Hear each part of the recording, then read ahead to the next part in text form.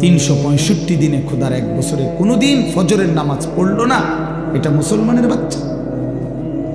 এটা মানুষের বাচ্চা? এইটা জানোয়ার না তো জানোয়ারটা কেন? এ জানোয়ার না তো জানোয়ার কে তাইলে? কে জানোয়ার তাইলে? এইটা অসভ্য না তো অসভ্যটা কে? এটা না তো কে অসভ্য? তাইলে আল্লাহ কাকে বলছে কুত্তার মতো? কাকে আল্লাহ বলছে ইনহুম ইল্লা কাল আনআম? আল্লাহ বলছে মনের ইচ্ছা মতো যে চলে তার পরিচয় আর কিছুই নয়, শুধুই জানোয়ার, আনআম, চতুষ্প জন্তু। কাকে বলছে বাবা? এই মানুষ রূপী এই জানোয়ারদেরকে বলছে, যাদের জিন্দেগিতে সেজদা নাই, আল্লাহ নাই, আখিরাত নাই।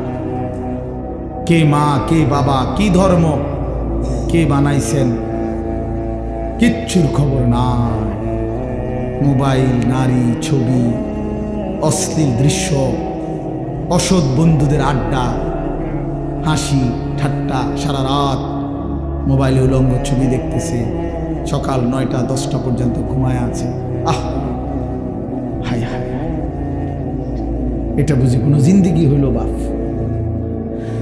মানুষের জিন্দিগি তো এরকম হওয়ার কথা না। এক চতুষ্প জন্তু, এক রাস্তার কুকুরও তো এতক্ষণ ঘুমায় থাকে না। এক চতুষ্প জন্তু, জানোয়ারও তো এমন হয় না। এই জন্য বাপ এটা বোঝা উচিত। প্রিয় ভাই আমার, ছেলেরা আমার, কোনো একজনও যদি বুঝে থাকো তো তুমি মনে মনে হিসাব মিলাই। তোমার বন্ধুর লগে না, তুমি একা হিসাব মিলাইবা। আসলে আমি কে? কে আমাকে বানাইলেন? কেন বানাইলেন? আমি কোত্থেকে আসলাম? তিনি আমার কাছে যা চাচ্ছেন আমি তা করছি কিনা? আমি যা করছি আমার আল্লাহ তা চাচ্ছে কিনা? প্রতিদিন নিয়মিত যে মানুষগুলো মৃত্যুবরণ করে তারা কোথায় যায়? কে তাদেরকে নিয়ে যায়? কেউ তো মরতে চায় না, কিন্তু কেউ তো থাকতেও পারে না। কোন অদৃশ্য মালিক তাদেরকে নিয়ে যাচ্ছে। বন্ধু, এতটুকু বিবেক যদি না খাটাও, বাবাদেরকেও বলি আপনিও যদি না খাটান, আখিরাত যদি না মিলান, কেমনে কবরে যাইবেন বাপ? কেমনে যাইবেন? খাট পালং আর সোফা ফার্নিচার বানাইয়া হিসাব মিলাই লেলেন, মানুষের দেখাইলেন খাট পালং সোফা, বিল্ডিং, দালান, টাইলস, জমি, গাড়ি। আহা বাবা, এগুলো কি মিলাইয়া গেলে? এগুলো তো আপনার আগেও পৃথিবীতে ছিল, আপনার পরেও থাকবে এটি পৃথিবীতে, কিন্তু আপনি কবরে কি নিয়ে যাচ্ছেন? আল্লাহ নবী সাল্লাল্লাহু আলাইহি ওয়াসাল্লাম বলছেন, ইয়াতবাউল মাইয়িতা সালাসাতুন, কোন মৃত ব্যক্তির সাথে, লাশের সাথে কবরস্থান পর্যন্ত 3 জিনিস যায়। আহলুহু ওয়া মালুহু ওয়া আমালুহু, তার পরিবারের সদস্যরা সাথে যায়। কিছু সম্পদ, মাল, এই যে লাশের একটা খাটিয়া, আগরবাতি, একটা কাপড়, ইত্যাদি ইত্যাদি ছোটখাটো কিছু ঠুনকো মাল, সামান্য, এগুলো সাথে যায়। আর ও আমালুহু, তার সারা জিন্দেগির আমল, কর্মকাণ্ড, সেটাও তার সাথেই যায়। ফায়ারজিউ ইসনান ওয়া ইয়াবকা ওয়াহিদ, 2 জিনিস ফিরে আসে। এক, তার বংশধর, পরিবার, মহল্লাবাসী ফিরে আসে, এবং ওই খাট কাপড়গুলোও ফিরে আসে। আর শুধুমাত্র তার আমল, ভালো কিংবা মন্দ, ওইটাই তার কবরের সাথে থেকে যায়। এই জন্য দোস্ত, আমরা আমাদের 1 সেকেন্ড, 1 ঘন্টা, 1 মিনিট, একটা নিঃশ্বাস যেটা একবার পড়ছে, এটা আর কোনো দিন আমরা হিসাবের বাহিরে আড়াল করতে পারবো না। কোরআনুল কারীমের মধ্যে আল্লাহ বলছেন, লা ইউগাদিরু সাগীরাতান ওয়ালা কাবীরাতান ইল্লা আহসাহা। এই ফেরেশতারা ডান কাঁধে বাম কাঁধের, ছোট থেকে ছোট, বড় থেকে বড়, জীবনের প্রতিটা স্পন্দন, প্রতিটা নিঃশ্বাস পর্যন্ত আল্লাহর কসম আমলনামার মধ্যে উঠায় রাখছে। 24 ঘন্টার 1টা মিনিট বাবা, ছেলেরা, সবাইকে বলি, আমাকেও বলি, আড়াল করার কোনো সুযোগ নাই, কোনো সুযোগ নাই বন্ধু। কোনো রাত, কোনো দিন, কোনো ঘন্টা, কোনো মিনিট, সেকেন্ড আর কোনো দিন আমার আড়াল করবার সুযোগ নাই আল্লাহর কাছ থেকে। এই জন্য আমরা যদি এটা না বুঝি বাবা, অনেক নওজোয়ান তোমরা চেহারা সুরত দেখলে বোঝা যায় বাপ কতদিন হয় নামাজ পড়ো না।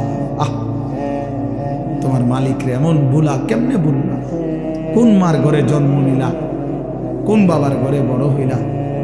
বাপেরই বা এত বড় বেইজ্জতি কেমনে করলা? মারে এত বড় অপমান কেমনে করলা?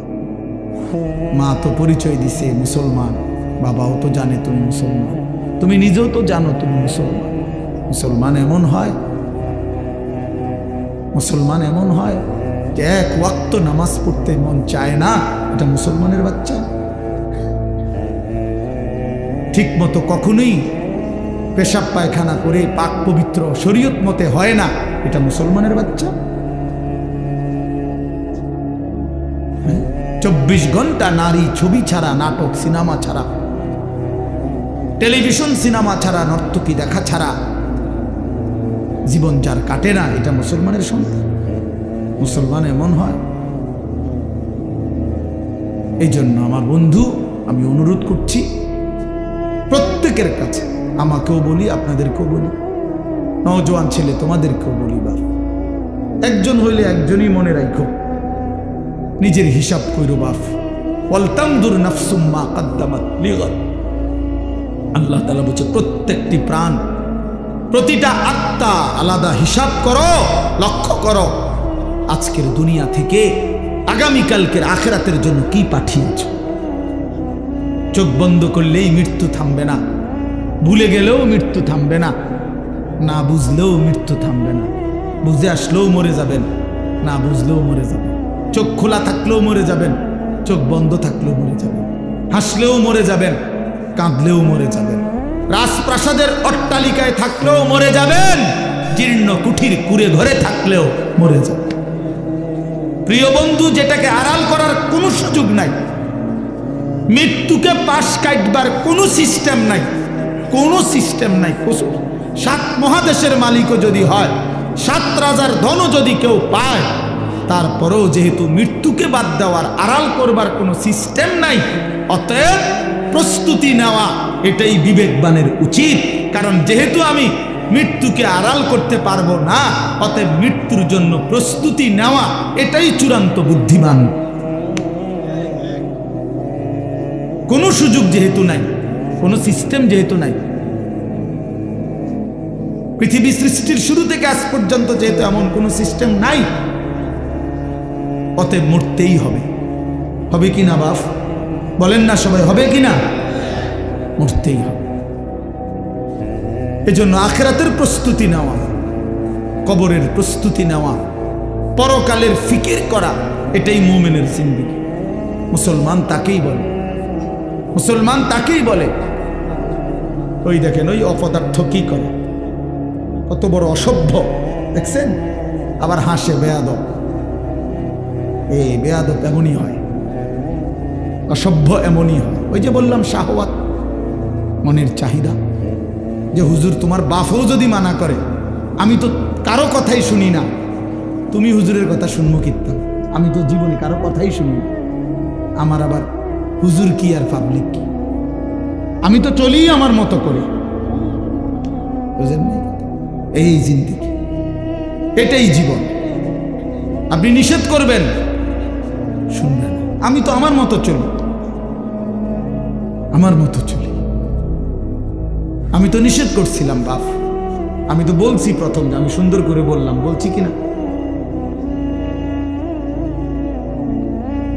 হ্যাঁ, অসংখ্য ছেলে পেলে বললাম না আজকে বাবা, তোমরা অগণিত ছেলে, তোমরা মনে করছো তোমরা অনেক সুখে আছো, কারণ মা বাবা পারিবারিক বন্ধন থেকে তোমরা মুক্ত। অর্থাৎ তোমাদের বাবা আর তোমাদেরকে ফেরাইবার জন্য সাহস করে না, তোমাদের মা আর তোমাদেরকে দিনদার বানাবার ফিকির ছেড়ে দিছে, মহল্লার বাসী ছেড়ে দিছে, তোমাদেরকে ছেড়ে দিছে বাপ। তোমরা এখন বন্ধুদের আড্ডায় ঘন্টার পর ঘন্টা, বাকি টাইমে একাকী যখন হও, সারা রাত মোবাইল। তার মানে তোমার কোনো মা নাই, বাবা নাই, অভিভাবক নাই, কেউ তোমারে রাগ দিবে, ডাক দিবে, কেউ তোমারে ফিরাবে আপন ঘরে ঘুমায়, মা বাপ জীবিত, কিন্তু একটা দিন চোখের পানিও পড়ে না, বলেও না আমার 365 দিনে আমার 16 বছরের ছেলেটা একদিনও ফজরের নামাজ পড়ে না। এত বড় জানোয়ার মুসলমানের ঘরে কেমনে ঘুমায় বেটা? এত বড় জানোয়ার কেমনে ঘুমায় মুসলমানের ঘরে? তার বাপ কোথায়, তার মা কোথায়? আহা, তার পরিবার এভাবে ভুলে গেল কেমনে? কিরে বাপ, তোমার উপরে খোদার কি পরিমাণ লানত পড়ছে, খোদার গজব পড়ছে বেটা।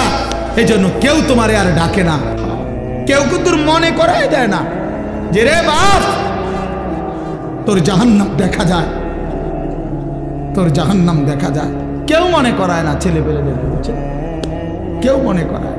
ওহ, সবাই তামসা দেখতেছে, চোখের সামনে আমাদের ছেলেরা নষ্ট হয়ে যাইতেছে, বখাটে হয়ে যাইতেছে, মসজিদে নামাজ চলতেছে, এক ওয়াক্ত নামাজ পড়ে না। কারো কোনো ফিকির নেই, তার বাবা কই, মা কই, দাদা কই, দাদি কই, তার নানা কই, নানি কই, চাচা কই, মামা কই, ফুফা কই, খালু কই, তার বড় ভাই কই, তার বড় বোন কই। কেউ কিচ্ছু বলে না। হেইতে হেইতের মতো হাসে, লাফায়, চুল রাখে তার ইচ্ছা মতো, প্যান্ট পরে তার ইচ্ছা মতো, দুপুরে খানা বিকালে খায়, বিকালের খানা রাইতে খায়, সারা রাত, রাতের 3টা বাজে দেখবেন মোবাইলে ছবি দেখতেছে, ভোরবেলা 9টা বাজে গেছে, ঘুম থেকে উঠতেছে না। এটা মুসলমানের জিন্দেগি? এটা মুমিনের জীবন? এটা বাবা মার সংসার? এটাই সার্থকতা জীবনের? বলে পৃথিবীর সর্বাধুনিক মজবুতি প্রযুক্তি দিয়েও যদি আপনি সোফা বানান, খাট বানান, কি লাভ হবে যদি স্ত্রী সন্তান নাফরমান হয়? হ্যাঁ, যদি ছেলে মেয়ে বেনামাজি হয়, মেয়েটা যদি বেপর্দা হয়, স্ত্রী যদি বেপর্দা হয়, কি ফায়দা? অর্জন কি? জিন্দেগির অর্জন কি? এই জন্য আমি অনুরোধ করছি আপনাদের কাছে, দয়া করে ফিকির করেন, ফিকির করেন। ছেলেরা বাপ, নষ্ট হইও না বাপ। যদি অব্যাহত গুনাহ পাপ, একটা শেষ, এই প্রসঙ্গটা শেষ করতে চাই। একটা চূড়ান্ত কথা আপনারা বাবাদেরকেও বলি, একটা গুরুত্বপূর্ণ কথা মনে রাখবেন।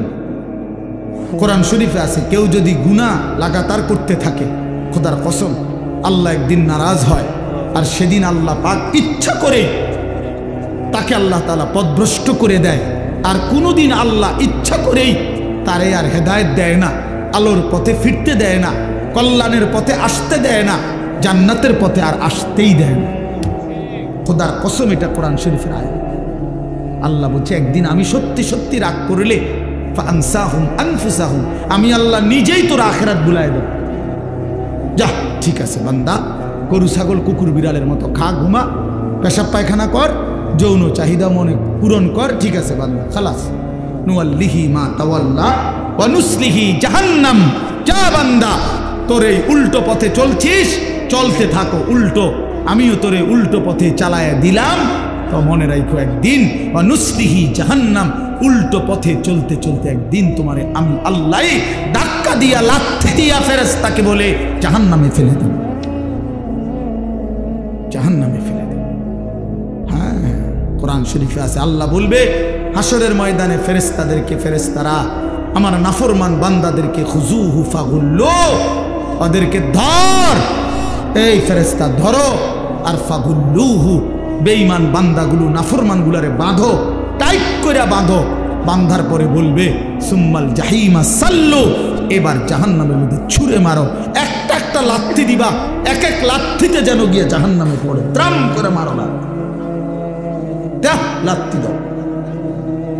তুমি দেখো কোরআন শরীফ, কোরআন শরীফে আছে সূরা আল হাক্কা, এই সূরা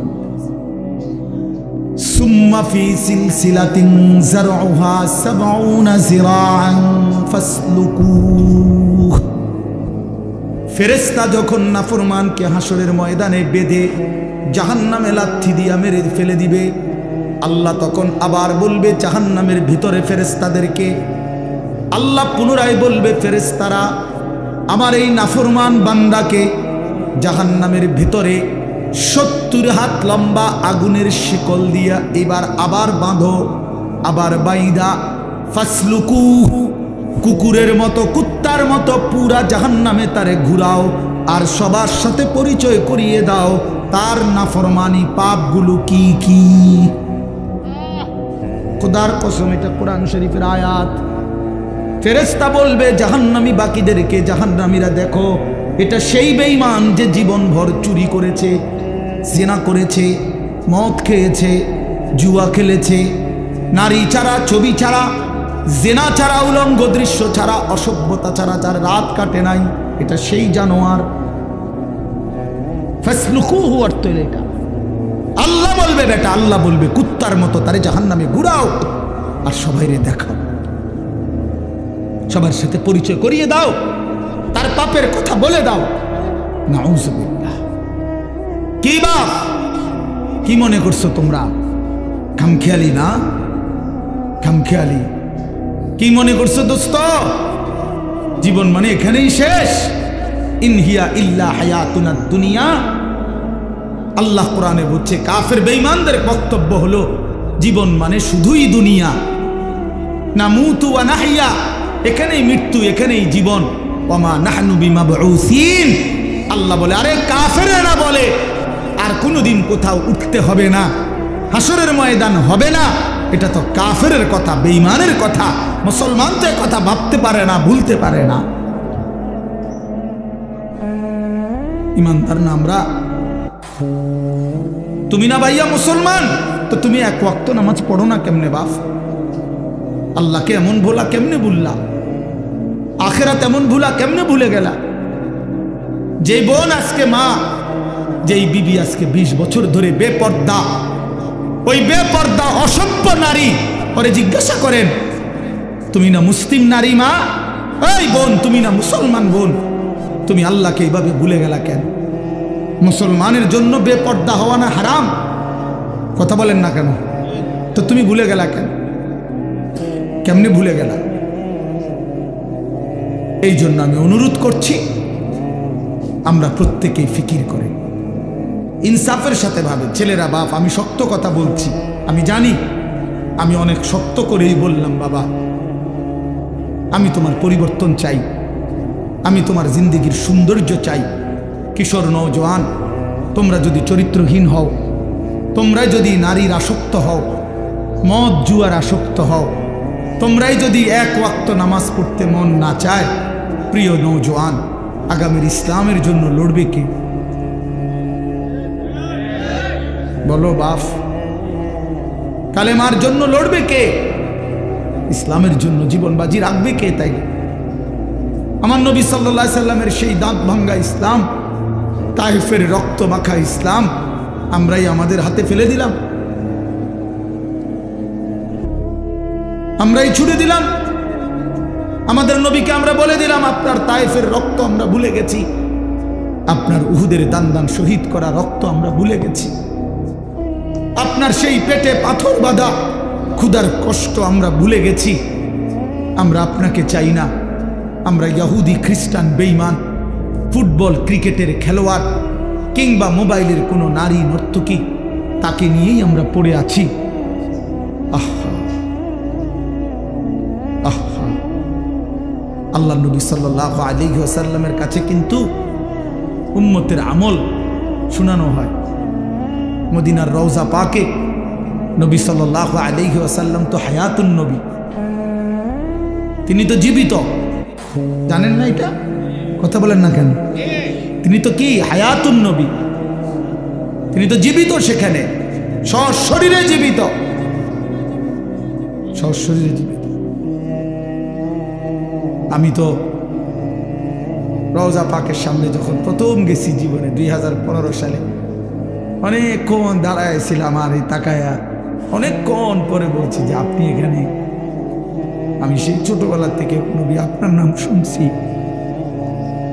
কত লক্ষবার আমি আপনার দুরূদ পড়েছি, আর আপনি এখানে।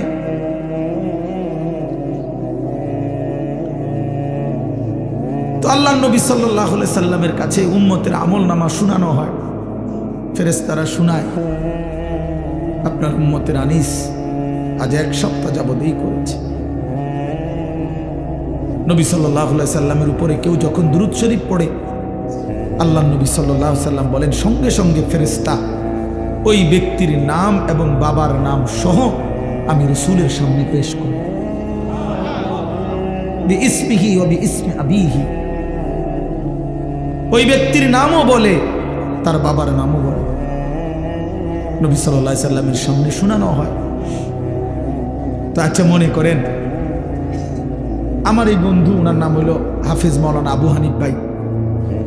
এখন কেউ মনে করেন আমার কাছে ওনার নাম খুব বলে আইসা আইসা, তো কোনো একদিন যদি 6 মাস পরেও 6 বছর পরেও উনি যদি আমার সামনে আইসা বলে যে হুজুর আমার নাম আবু হানিফ, তা আমি কি বলবো? আরে আপনি না, আপনার কথা আমি কত শুনছি, অনেকেই আপনার কথা বলে, বারবার বলছে।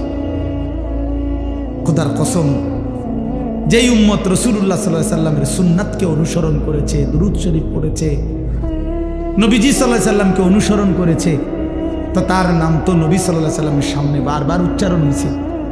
হাসরের ময়দানে সেই উম্মত গিয়ে যখন নিজের আমলনামা নিয়ে বলবে ইয়া রাসূলুল্লাহ আমি আনিসুর রহমান, আল্লাহ নবী বলেন ও আচ্ছা তুমি, তোমার নাম তো ফেরেশতারা আমার কাছে প্রায়ই বলতো, আমি অনেক শুনছি তোমার নাম, আমি তোমার নাম অনেক শুনছি, আমি তো শুনছি তোমার নাম, তুমি সে নাম। এই জন্য বন্ধু আমার, দোস্ত আমার, হাসরের ময়দানে তো রাসূলুল্লাহ সাল্লাল্লাহু আলাইহি ওয়াসাল্লামের সামনে আমলনামা দিতে হবে। সুপারিশ করবে না উনি, তো আপনি আমলনামা কাগজপত্র দিতেন না? কথা কয় না, সুপারিশের কোনো নিয়ম কানুন নাই, কথা বলেন না কেন? কোনো নিয়ম কানুন আছে কি না? তো আপনি আপনার ফাইল দিবেন না? ফাইল না দিলে সুপারিশ করবো কি? তা আপনি যখন নিজের আমলনামা দিবেন, আল্লাহ নবী সাল্লাল্লাহু আলাইহি সাল্লামের হাতে, আমার বাপ, আমার নওজোয়ান নবী যখন চোখ মিলায় দেখবে 30 বছর সুদের লেনদেন, 30 বছর টানা মিথ্যাই বলেছে, 30 বছর ধরে প্রতিদিন গালিয়ে দিছে, 30 বছর ধরে তার স্ত্রী বেপর্দা, 30 বছর ধরে প্রতিদিন ঘরে রঙিন টেলিভিশনে নাচ গান, সিনেমা, নাটক, নর্তকীর ছবি চলছে, 365 দিনের একটা বছরে কোনোদিন ফজরের নামাজ পড়ে নাই। এগুলো কি আমল নামার মধ্যে লেখা থাকবে না? কথা বলেন না কেন? আল্লাহর কসম নবীজি, আমরা উর্দু কিতাবে পড়ছি, নবী তখন এরকম আমল নামা উম্মতের দেখে খোদার কসম নবীজি হাসরের ময়দানে চোখের পানি ফেলে দিবে, কাঁদবে, আর আল্লাহর নবী বলবে উম্মত আমি সেই নবী, 23টা বছর যে আমি তোদের জন্য কেঁদেছিলাম, এশার নামাজের পরে দাঁড়াইছি, ফজরের আজান পর্যন্ত এক দাঁড়ানোতে চোখের পানি ফেলছি, আর তোদের জন্য আমি আল্লাহর কাছে গুনাহ মাফ চাইছি। আমার হাত্তা তাওয়াররামাত কাদামাহু, আম্মা জান আয়েশা বলে অসংখ্য রাত নবীজি কাঁদতে কাঁদতে, দাঁড়িয়ে থাকতে থাকতে আমি আয়েশা দেখছি নবীজির 2টা পা মোবারক ফুলে ফুলে গেছে। আমি এত কাঁদলাম, তাইলে উম্মত কার জন্য? আমার তায়েফের রক্তে সারা দেহ রক্তাক্ত হয়ে আমার পায়ের জুতা আর পা রক্তে জমাট বাইধা গেছে, আমার জুতা আমি খুলতে পারতেছিলাম না, আমি ক্ষুধার কষ্টে পেটে 2টা পাথর বাঁধছিলাম, আমি উহুদের দান শহীদ করা রক্তে উহুদের জমিনে আমি পড়েছিলাম, আমার ঘরের চুলায় 3 মাস আগুন জ্বলে নাই। দোস্ত আমার, বন্ধু আমার, নবী জিজ্ঞেস করবে উম্মত এত রক্ত, এত চোখের পানি, এত ক্ষুধার কষ্টের আমার 23 বছরের বিনিময়ে এই আমল নামা, এই আমল নামা? তুমি না আমার শ্রেষ্ঠ উম্মত, আমি না শ্রেষ্ঠ নবী? তা আমি এই আমল নামা নিয়ে কেমনে মালিকরে দেখাবো?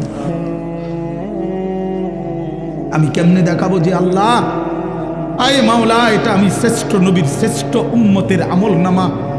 এটা কিভাবে দেখাবো? এই জন্য আমরা এই কিতাবে পড়ছি উর্দুতে যে নবী তখন বলবে উম্মত তুমি আমার এত বড় বেইজ্জতি কেমনে করবা? আজ হাসরের ময়দানে তুমি আমার উঁচা মাথা ছোট করে দিলা উম্মত। আমি তো এমনটা আশা করি নাই, আমি তো এমনটা আশা করি নাই। আমি তো 23টা বছর কোনোদিন ঠিক মতো খাই নাই, ঘুমাই নাই। আমি তো 23টা বছর দুয়ারে দুয়ারে ঘুরছি, কभी আরশ पर कभी फरश पर, कभी उनके दर कभी दर बदर, गमे आशिकी तेरा शुक्रिया मैं कहां कहां से गुजर गया। কই থেকে কই ছুটছি, কখনো হাটে, কখনো ঘাটে, কখনো মাঠে, কখনো বাজারে, কখনো একজনকে, কখনো 10 জনকে ধাক্কা দিছে। উটের পোঁছা নারী বুড়ি আমার পিঠে চাপায় দিছে।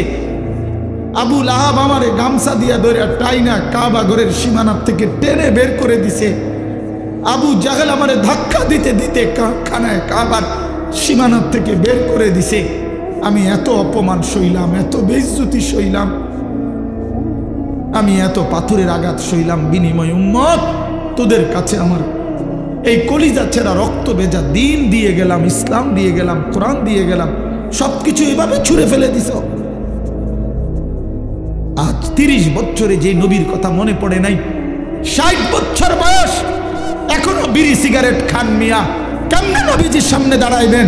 এই উম্মত, এই মুসলমান, আল্লাহরে সাক্ষী রেখে আজকে রাতে ঘুমাইবার আগে একবার ভাইবেন, একবার ভাইবেন, একবার। 60 বছর বয়সেও বিড়ি সিগারেট ছাড়তে পারেন নাই, 60 বছর বয়সেও গালি দেওয়া বন্ধ করতে পারেন নাই, 60 বছর বয়সেও চা দোকানে নাচ গান বেড়ি দেখার অভ্যাস ছাড়তে পারেন নাই, 60 বছর বয়সেও সুদের টাকা নিচ্ছেন, কিস্তিতে টাকা নিতেছেন। আরে হারামখোর, কেমনে নবীর সামনে দাঁড়াইবা? কেমনে দাঁড়াইবা বাপ? ওই চাচা,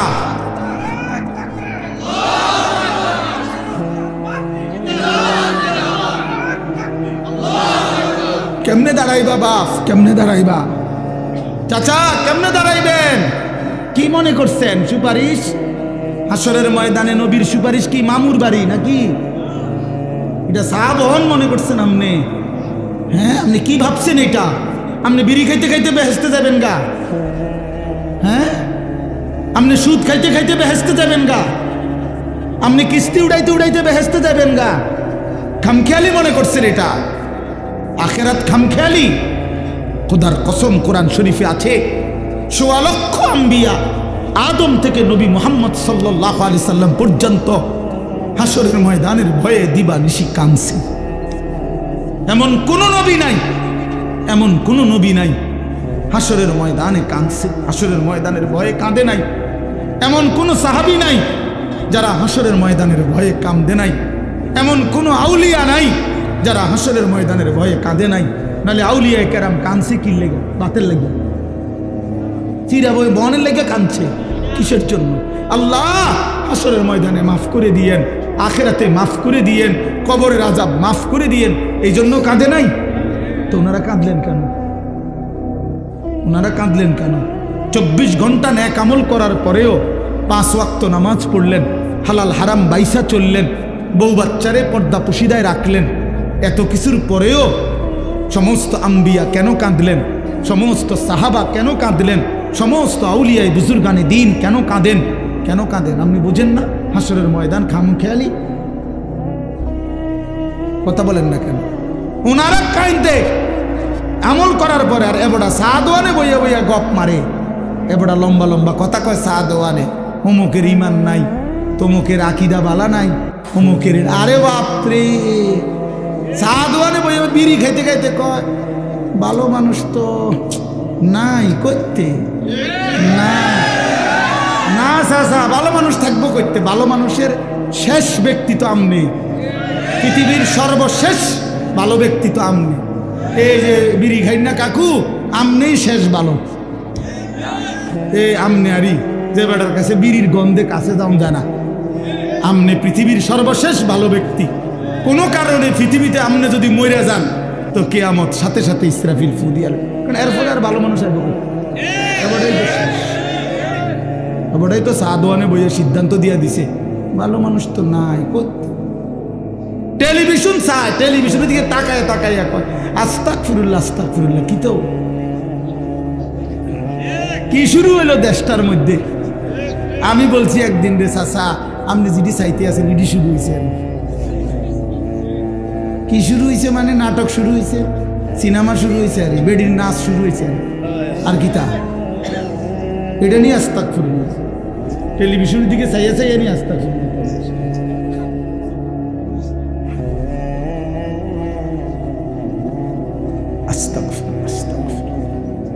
কথা শেষ। আমার বলার উদ্দেশ্য হলো আমি আপনাদের কাছে এতটুকুই বুঝাইতে চাইছি। আমার বাপ আপনাদের সামনে আমার মজার মূল বক্তব্য এটাই, ভাবতে শিখেন। কবর ভুলে গেলে হবে না, পাশ কাটলে হবে না। আপনি পাশ কাটতে যাইতে পারতেন না, এনে যাইতো বেডের ভিতরে, ঠিক কি না বলেন না কেন? আরে নওজোয়ান বলো না। তাইলে বন্ধু আমার বাপ, তুমি যেমন পড়ালেখা করছো আমিও পড়ালেখা করছি। আমি জেনারেল লাইনেও পূর্ণ পড়ছি, মাদ্রাসার লাইনেও পুরো পড়ালেখা করছি। এই জন্য বন্ধু, আমি সায়েন্স পড়ছি, আমি কুমিল্লা ভিক্টোরিয়া কলেজ থেকে মাস্টার্স পাস করছি, আমি বিজ্ঞান বিভাগ থেকে এসএসসি পাস করছি। দাখিল। অতএব তুমি আমারে অনুরোধ করছি, নওজোয়ান তুমি ভুল করো না, তুমি ভুল করো না। শুধু ভাত মাসের হিসাব মিলাইলে হতো না, শুধু একটা চাকরি, একটা ব্যবসা, একটা বিয়া, একটা বিল্ডিং, একটা বিদেশ, বন্ধু আমার একটা মোটরসাইকেল, এতটুকুর হিসাব মিলাইলে হবে না দোস্ত। আমরা মুসলমান, আমাদের আখেরাত আছে, আমাদের কবর আছে। আর আপনারা যারা বাবা আছেন, অভিভাবক, আপনাদের কাছে অনুরোধ, আপনি এই সংসারের দিকে তাকাইয়া দেখছেন, বিল্ডিং করছেন, সোফা বানাইছেন, খাট বানাইছেন। আমার বাপ এতটুকু হিসাব মিলাইয়া মুসলমান কবরে গেলে হবে না। আমার জিফুতের লেগে খাট সংসারে সব করে দিয়েছি, কি করে দিয়ে আসছে? এই সোফা টোফা এডি 20 বছর পরে দেখবেন আপনি আইলে কিচ্ছু নেই। 20 বছরের মাথাত কবর থেকে আইসা যদি দেখেন আমনের বানানো ফার্নিচার, একটা বদনাও, একটা লোডা ঘরের মধ্যে নাই, সব ফালাই দিছে। এগুলো আর এখন চলে না। জিঙ্গাইলে কইব, দাদা ঠিক আছে আপনি বানাইছেন যত্ন করে, কিন্তু ওই মডেল এগুলো এখন আর চলে না, এগুলো আমরা ফেলে দিছি আরো 5-7 বছর আগে। যদি আপনি আইবেন জানতাম কবর থেকে, তাহলে না ওই টাঙ্গায় রাখতেন। কথা বুঝছেন? আসলে কি ফেলে দিবে এগুলো, দুনিয়া ফেলে দেয়, আপনার সন্তানই ফেলে দিবে, আপনার নাতি নাতনি দুনিয়া ফেলে দিবে। অতএব আমাদের জিন্দেগি আখেরাত। আমাদের জিন্দেগি কি বলেন? মোমেনের জীবন আখেরাত, মোমেনের হায়াত আখেরাত, মোমেনের রাত আখেরাত, মোমেনের দিন আখেরাত, মোমেনের হাসি আখেরাত, মোমেনের কান্না আখেরাত, মোমেনের স্বপ্ন আখেরাত, মোমেনের কল্পনা আখেরাত, মোমেনের পরিকল্পনা আখেরাত।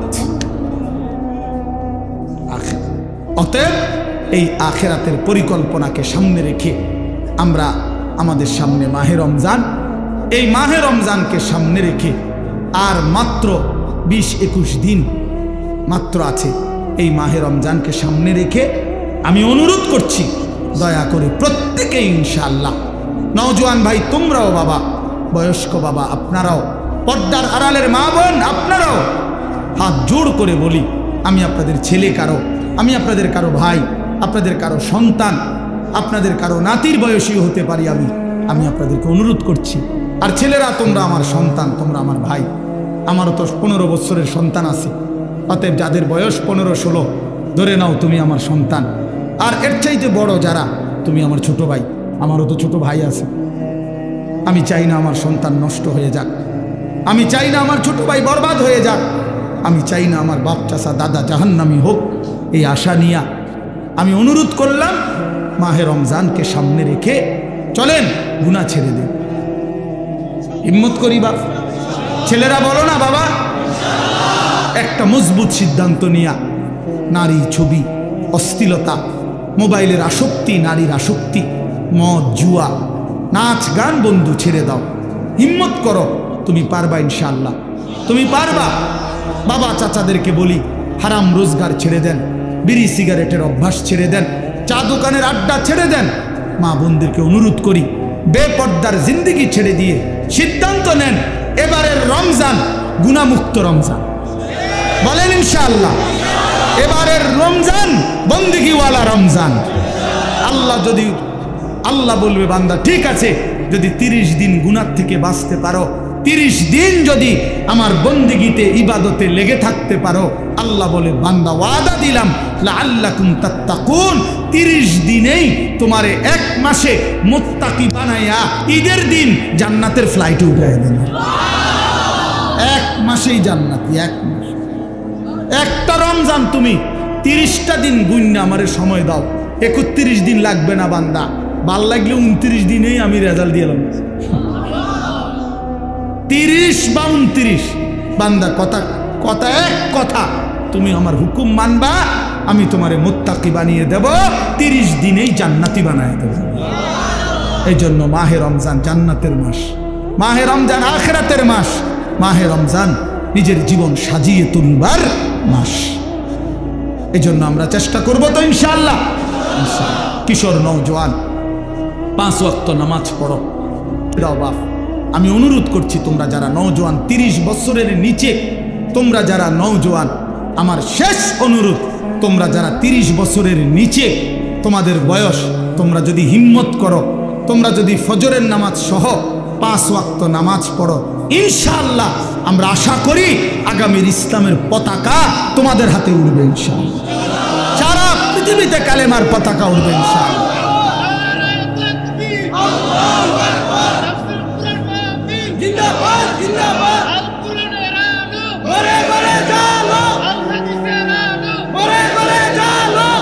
মাশাআল্লাহ।